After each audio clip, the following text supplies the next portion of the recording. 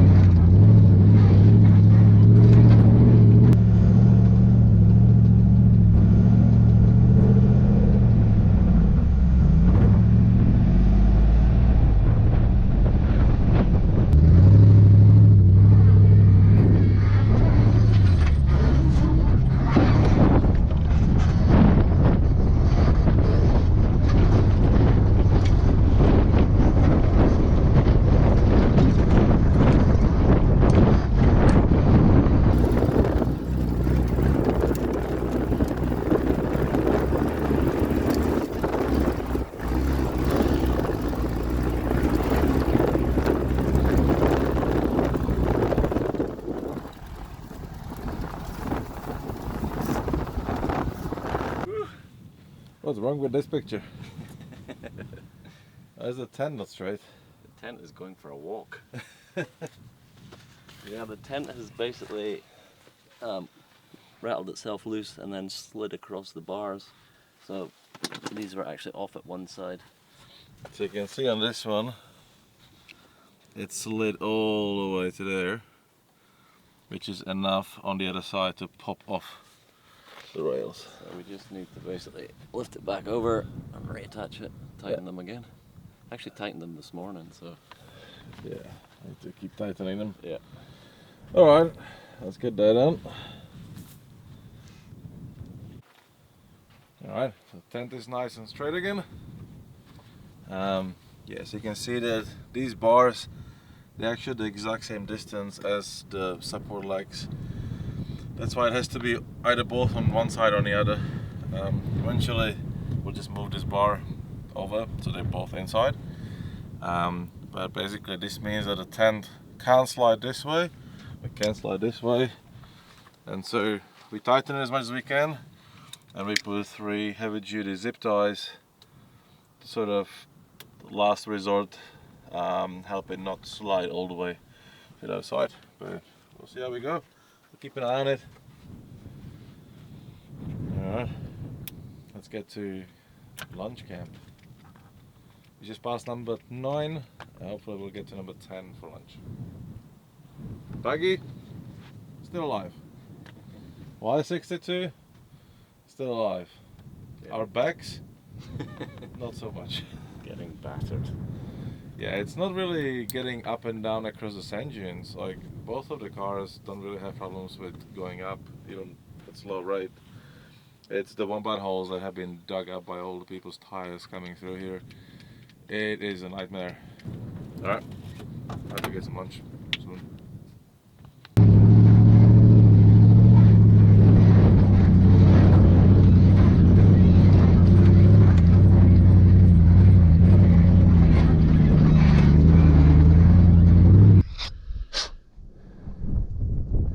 Stop sniffing the fuel. Yes. That's what I've become since we came on this trip. A fuel sniffer. Yeah.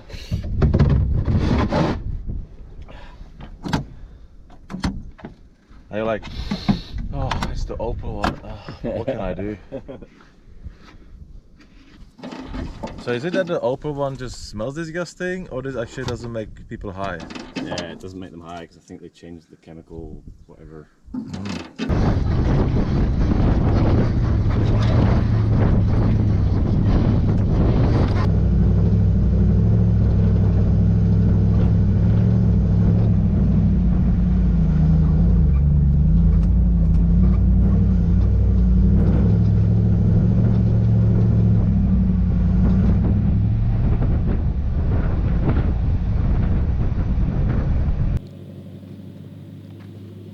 So Darren just called over the radio that he found a piece of a trailer. He's following behind us. Oh wow. Random Max tracks. I don't think that's supposed to look like that. Oh well. We're gonna have to put them somewhere else because they're not gonna hold there. That's just gonna keep happening. The actual bracket is bent.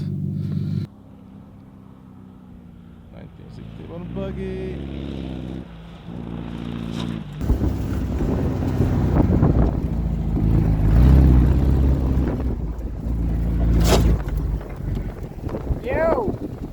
You lost your Max tracks.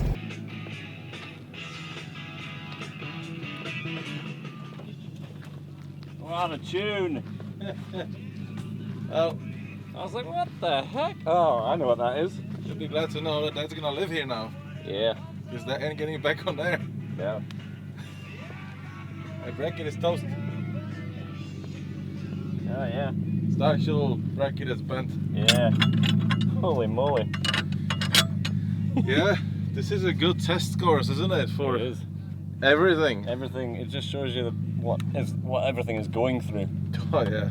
These are already loose. Like it's. Oh yeah. Yeah, put bolts on them tonight. Yeah. Yeah, it's literally what, every half an hour something rattles or falls over or gets loose. But slow progress, but we're getting there. This thing, however, woo! Nothing wrong with that. Next time we'll just take 2 of these. Put a top 10 on them. Alright. Just let me tighten these. We are about, I think we're about 11 k's from our lunch. Okay. So it's about 20 minutes, 20-25 minutes at the speed we're doing. Alright. Let's go get some lunch. Shall we?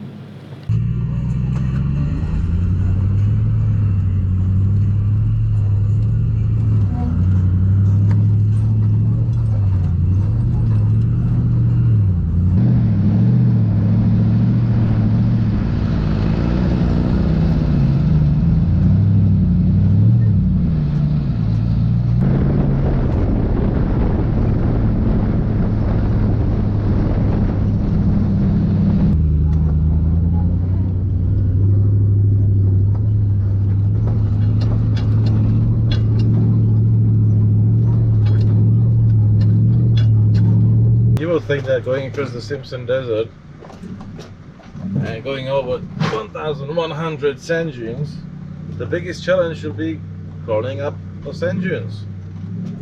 But it's not. I have to say, this just crawls up. It's fairly easy to get up the dunes actually, as long as you don't drive like a patrol driver. Coming from me, I know. Yeah. Oh, you just idle up, really. You just let it crawl up. There's no point of spinning your wheels, your tires, or trying to let it scream up. Just take it nice and easy. The problem are the wombat holes. They are just massive, and as you can see, it's definitely a bigger challenge than actually going up the dune. Alright, and we're top, and let's go down. And so that's actually interesting. I knew that the track is not ideal, and it's you know, it's ripped up from people's four-wheel drives, but this is a lot worse than I expected. The problem is, what makes it challenging is that it's not just the sand dunes. The whole track is pretty much just ripped up. So it feels like being in a washing machine. And but hey, it's part of the fun. I love it. It's definitely something you don't get to do every day. Crossing the Simpson. Let's talk about Simpson. What do you need to cross the Simpson Desert? Do you need a $100,000 or $200,000 fully equipped, souped up four-wheel drive? Hell no. You can do it in a hatchback. And if you think I'm kidding, look behind me. 1961 Volkswagen Beetle with 1.6 litre engine, fully stock, just managing tire pressures, 4-speed manual rear-wheel drive. That's all you need. Honestly, it's about the weight, right? Like, you know, if you want to take everything with you, you want to take your trailer, you want to take your rooftop tents, you want to take your water, your coffee machines and microwaves and sofas and I don't know what, then yes, you need a big heavy four-wheel drive to be able to drag all of that, and in order for that four-wheel drive to make it, it needs to be quite equipped and ready for this. But outside of that, honestly, if you keep it light, look, you're not coming here for 2 weeks, 3 weeks. This is a 3, 4, maybe 5-day trip. You don't need to pack half of your house. And if you keep it light, pack some water, pack some food, a couple of max tracks, shovel, deflator, pack a swag, means to cut wood and make fire. That's pretty much it. Any standard four-wheel drive, any ute, check all-terrain and tires on it and you'll be fine. Honestly, it's not a rocket science, it's just a track, sandy track. The lighter you pack, the lighter the car is, the easier it will be. Don't forget communication, don't forget your radio.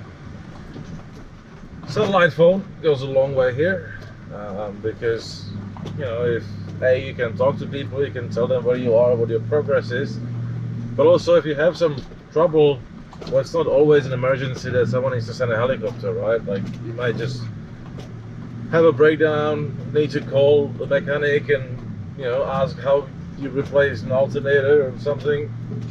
Who knows? Sat phone is awesome. But we do have EPIRB, the personal beacon, locator beacon device. We have the one with a GPS in it, so if shit hits the fan, then we can press a button and all the authorities will know exactly where we are. And they'll probably send, I don't think this is too far for helicopters to go, but they'll probably send a plane and drop off some supplies and a sat phone in case we don't have one, to be able to communicate with them. And then they'll probably send a helicopter to Birdsville, because we're close to Birdsville now, and then from Birdsville to come here. But so that's always good to have, just in case you get really in trouble. Anyways, how's the buggy doing? Buggy's awesome. Buggy's more comfortable than this. Especially going up these holes. You can see what it does to you. It's because the seats on the Y62 are basically sofas. They don't have any support. So when you're flying like this, side to side, the only thing that catches you is a seatbelt that locks in and grabs your shoulder, which is actually quite painful. Well, that happens like 1,000 times a day. But the buggy actually, it doesn't have bucket seats, but it has sort of hybrid bucket seats. So it's comfortable, but it gives you decent support from side to side. So you don't actually fly back and forth. You still feel like a ragdoll, don't get me wrong, but it's not as bad as in the Y62. I think that's the one thing that instead of spending tens of thousands of dollars on equipment and accessories you'll never use here, get better seats for your phobie. Something that gives you nice support, especially side to side. Yeah, that'll go a long way. But hey, the Y62 has heated seats, which is nice because I have that on. I've got aircon on because it's quite hot actually, but I've got heated seats on my lower back because it is getting better here, and I want to keep nice and warm. Yeah, we just made it across another 3 dunes. Yay! 580 or something to go. Oh, camp number 10. Camp number 10. Let's have a lunch here. Almost missed it. Okay, reverse a little bit.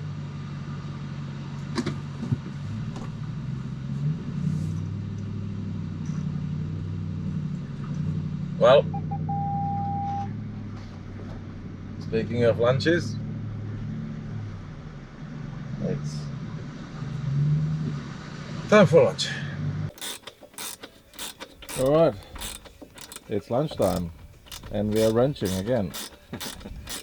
Darren, what are you doing? Well, it seems like every time you film me, I'm just tightening something. I'm putting nuts onto the tent because these just tighten by hand, so they're going to come loose again. So I'm just putting a bolt underneath each one to keep them in place. It's just an M8 bolt, and that should stop them rattling. All you need is 1, 2, 3, 4, 5, 6, 7, 8 mates. Yep. And then they'll hold the tent for you. They will hold your tent. See, mates are great. Mates are great. We are at camp number 10. The goal for today was to get to camp number 12. We still have probably about 3.5 hours worth of driving that we can do. Well, depends if we physically can, but so far so good. So we might actually get further than camp 12, which would be cool. Always like to get a little bit of head start in case something breaks and we need some time to repair things. Same way we left with a more than half a day head start, and we basically picked that up by just fixing things. So, alright, we'll get back into our washing machines and start getting some more dunes done. Right, hope we'll see you guys at the camp. If not, we'll see you when something else falls off. Yeah. Alright, we made it to site number 12. We had a little bit of a hiccup. Engine started cutting out. I think it started overheating. But we had great help from local desert mechanics over there. And they just helped us clean the carburetor, and it's all good now.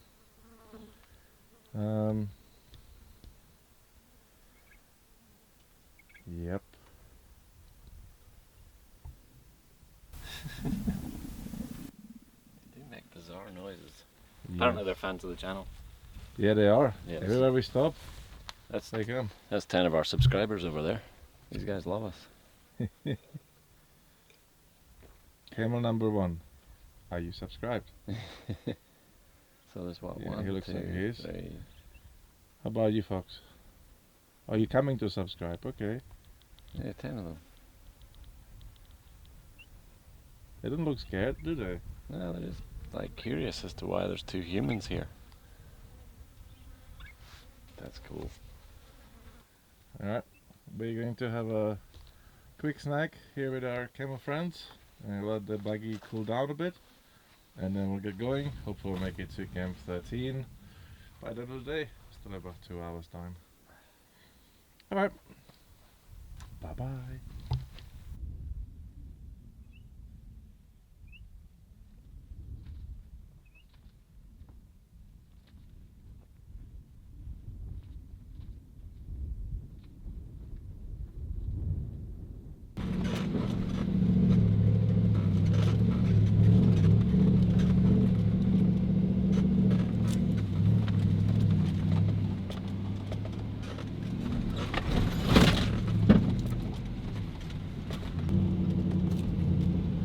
How is that for a convoy? 1961 beach buggy, Y62 Patrol, 115 camels. See you guys. Bye bye.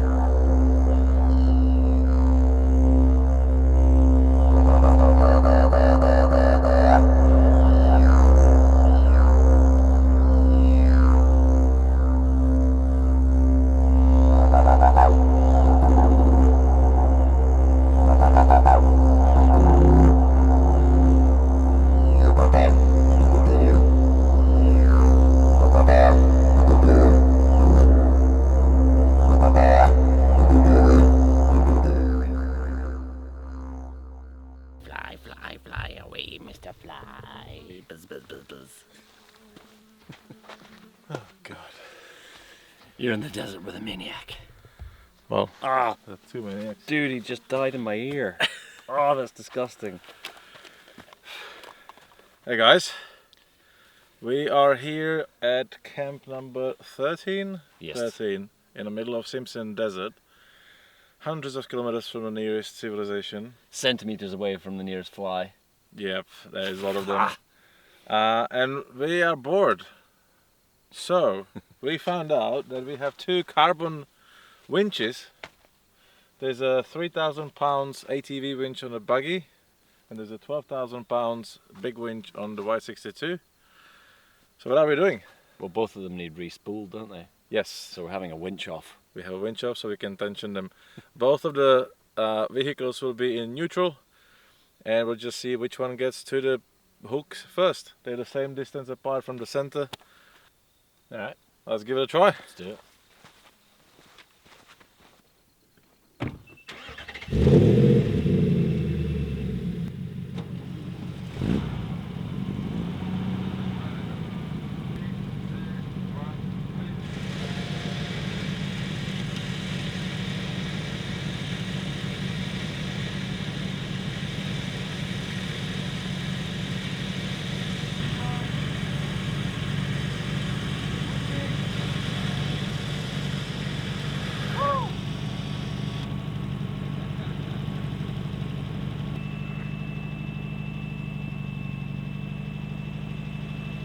Dan's not here, so now I can say whatever I want.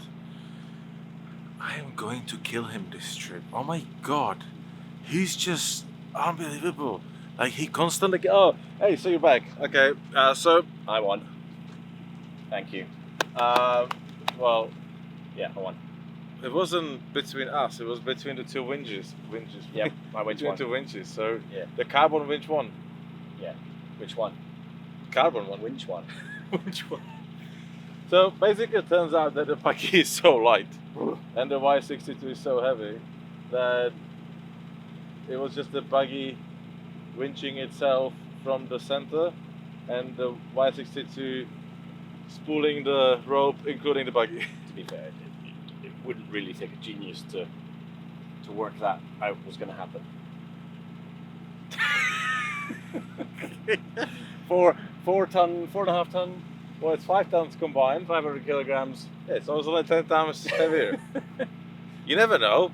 Maybe this desert has different effect on weight. So the good thing is, what we do know now is your winch works and the buggy winch works, and they're both re-spooled. And they're quick. They're good. So yeah, we are ready to get stuck and use our winches. So thanks, Carbon. Thank Awesome you. winches. Check them out.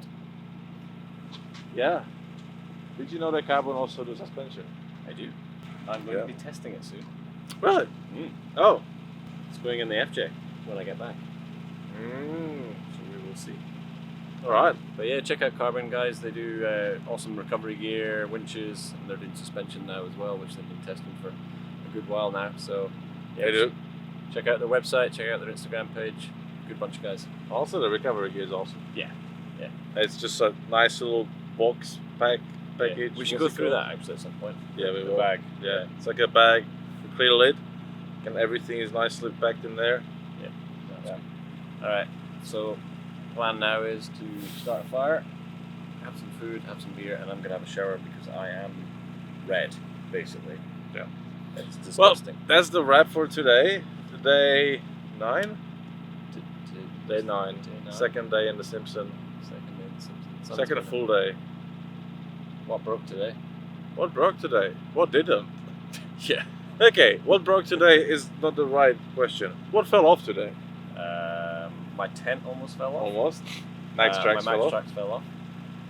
Yeah. Buggy Buggy sort of died, but it seems to be that it was just the carby was just covered with stuff and dust and everything. So we just cleaned everything up, gave it a bit of a spray with degreaser, a bit of inox, let it cool down a bit, and wiped all the points and everything. And hey, it started and it's running, as you can hear. Did we break anything else? I don't think so. I think that's. I tell you, everything is getting a serious workout, so we're finding out what works and what doesn't work, and what's good and what's not so good. Or what can survive the Simpson at least. Yeah, we need to check all our nuts and bolts again. Oh, hell yeah. Yeah. And I don't know. Is that it? What's for dinner? No idea. We've got one kind of pasta sauce left, a jar. One jar We of do. pasta sauce left. We do. We should call for pizza. Ooh. Should see if it works here. Helicopter in my pizza. You never know. Crust, if you're listening, I'll have a meat feast. Oh my god, peri peri chicken. We're not sponsored by Crust yet, but oh my god. That would be good. Anyways, yeah, dinner, and we will catch you in the morning when no doubt I will be under the buggy with a spanner. Yeah, that's the morning routine, isn't it? Alright guys, Right, see have a you good night. tomorrow. See you tomorrow. Cheers.